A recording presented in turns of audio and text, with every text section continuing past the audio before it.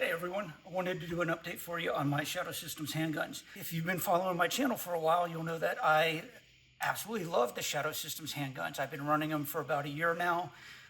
As you can see, I've got the CR920, the CR920 XP, the MR920P, which is currently disassembled. We'll get into that.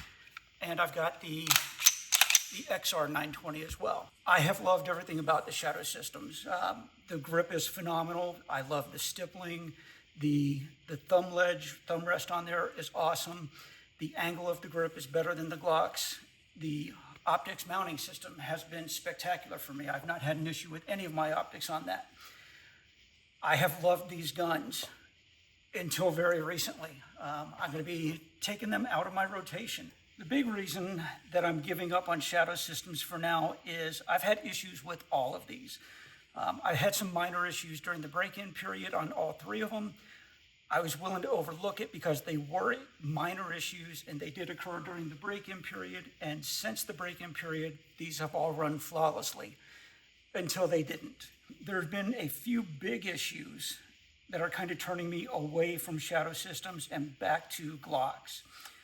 First, on my MR920P, the compensator, this latch right here, snapped in half up inside of the compensator.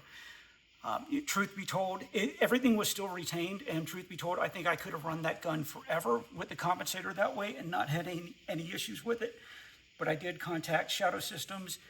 They requested a photo of the problem, and they immediately sent out a new compensator, so we got that fixed. My concern is that's a part that just shouldn't break. And I've never used brute force to take this thing apart. I don't know why it broke. I'm not happy about it though. The next issue I had was with my XR920. I kept running into light primer strikes. I ended up sending it back to Shadow Systems, and they determined that the slide was cracked. I wasn't super happy about that because at the time that gun probably had less than 1,000, maybe 2,000 rounds on it. And that's just way early for a slide to be cracking. I had never dropped that gun. I'd never done anything to abuse that gun. There's no reason that slide should have cracked that early on. The other issue that I'm having now is on my two issues actually, on the MR920P. First, I've been getting some light primer strikes. And I think the cause of it is this retention screw right here is backing out. This is just a pivot screw that holds this latch inside the compensator assembly. That screw is backing out. I think that is preventing the slide from fully going into battery. I can deal with that. That's an easy fix. I can throw some Loctite or some Vibrotite on there and whatever. The bigger issue though is the barrel has cracked. The lug right here that keeps the compensator attached to the barrel has completely broken off. Again, this gun has not been abused. It has not been dropped.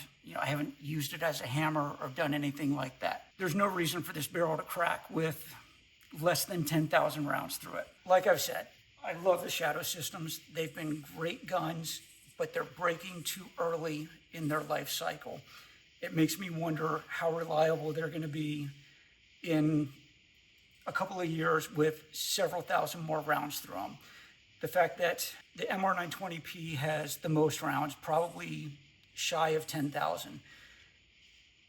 I've had to have two parts replaced from Shadow Systems now.